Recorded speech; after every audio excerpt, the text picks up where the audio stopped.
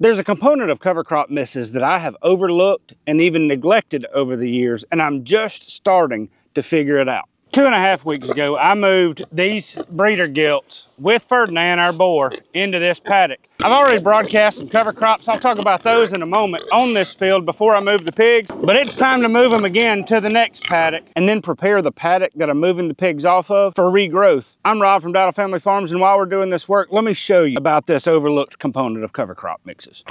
You just keep following me around, don't you, girl? Oh, Ferdinand, you getting jealous, or are you coming for attention? As I prepare to move the pigs to the new paddock, and as I get ready to reseed the paddock that they're in now, I'm seeing some different aspects of our cover crop mixes that are worth noting and make reseeding much, much more effective. Now, this paddock that I'm moving the pigs into is a lot like the previous 2 paddocks that they've been grazing. They were all seeded with the same cover crop mix. You can see that these iron and clay cowpeas are really starting to put on more growth now.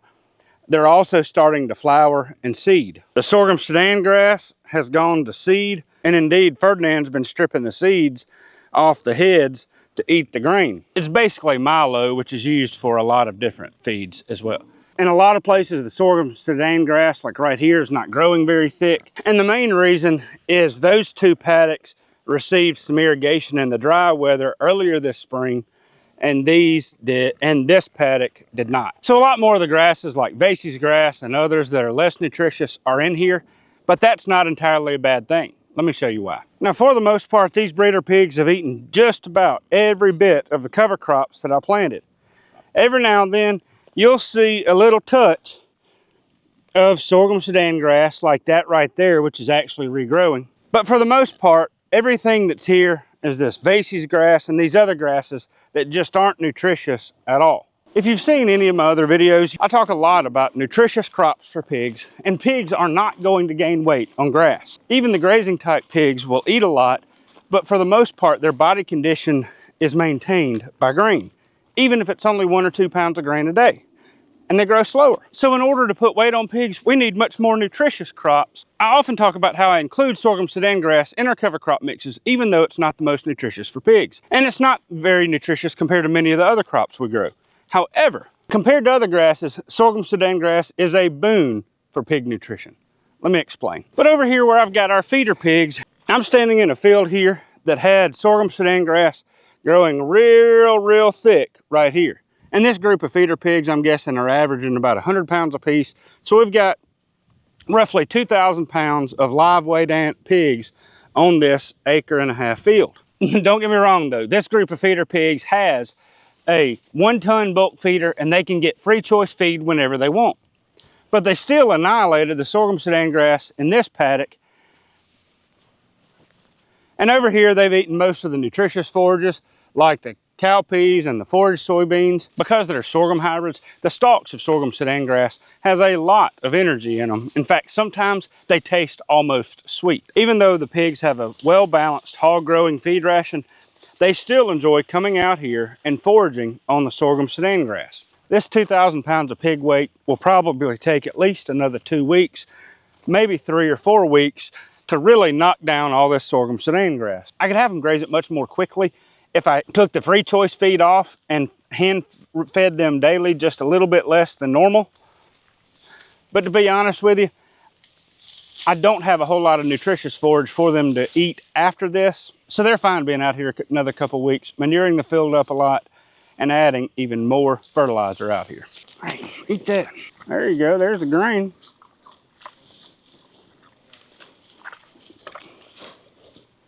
Y'all aren't even interested in the grain, are you? In the last paddock that I moved the breeder gilts off of, the one that occurred about 2.5 weeks ago, you can see that there's a good bit of regrowth occurring. You can also see that the buckwheat has germinated and is growing. You can see bits of chicory there, and of course daikon radish, more. And you can even see some forage soybeans that I just added to the spreader that I needed to get rid of. They've even started germinating a little bit. After I moved the pigs off this paddock, I ran over most of it with a flail mower. The gearbox on the flail mower broke, and so then I used the bush hog in the center. The bush hog has since broken. If anyone else had done this, I wouldn't have believed them. But as I was bush hogging,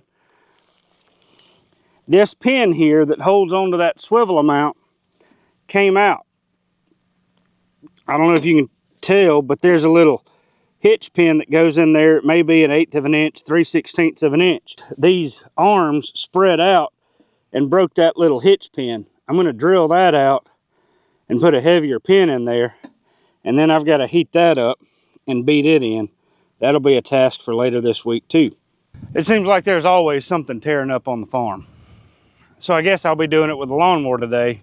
Hopefully I won't tear it up. About 3 days before I moved the pigs off the paddock that I'm about to move them from, I overseeded it with cereal rye, daikon radish, a little crimson clover, and some other crops.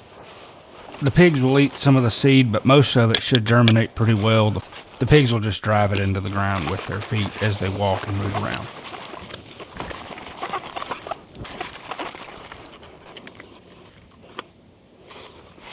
The last time I moved the pigs into a new paddock across the electric fence, I forgot to connect the outside wire of the new fence. I'm going to do that now before I even move the pigs. This will be the first time I've had pigs in this paddock right here. I've had them in those two paddocks that they've been in. This one is a little bit more challenging because when we had the pond dug, all this excess dirt was thrown up and they just kind of pushed it over with a dozer. So what that means is we have some interesting slopes to deal with in terms of running our fences across. It shouldn't be that big of a deal, especially with this size pigs, but I'm glad the big pigs are going in here and not smaller pigs that could squeeze under the fence much easier. Sweet! Come on, pigs!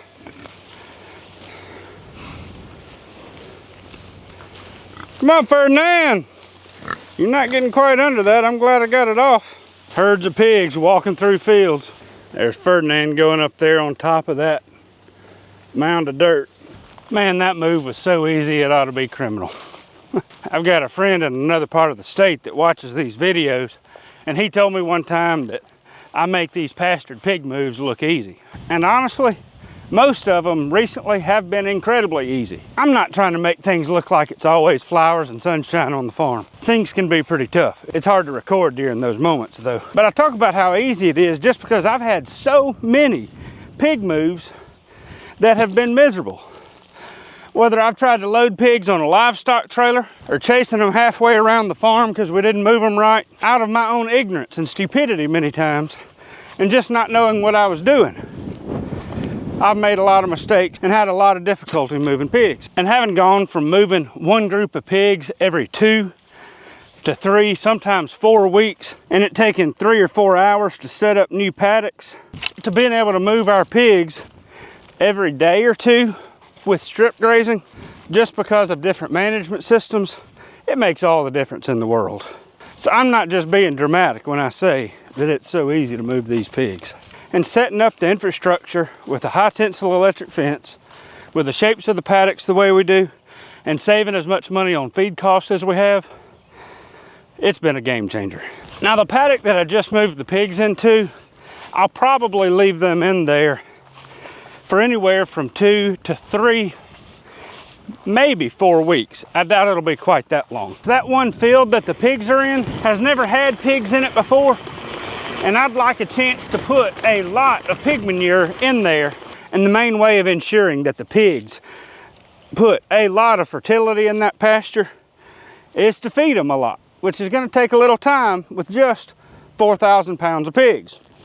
Back to that topic of what to put in the cover crop mixes, I'm realizing that in an ideal world, I'd put a lot of crops in that cover crop that the pigs won't necessarily eat, especially if I plan on planting it no-till after I move the pigs off. I had the pigs in this paddock long enough that they consumed just about every bit of halfway decent forage. Now there are times where I want the pigs to consume every bit of forage in the paddock. Before you jump to conclusions though and say it'll erode the soil, let me clarify something. Most of those times I'll have sorghum Sudan grass, Chinese red or red ripper cowpeas, buckwheat, and chicory in the paddock. And with the exception of the buckwheat, all of those will regrow fairly rapidly after they're grazed. even if they're grazed to the ground. And if the buckwheat goes to seed, the pigs will never consume all of it. They'll tromp a lot of the seed into the ground, and usually it'll regrow from seed at a higher population density than I originally seeded it. That's just my experience. But in this field, the sorghum sudan grass stand is thin.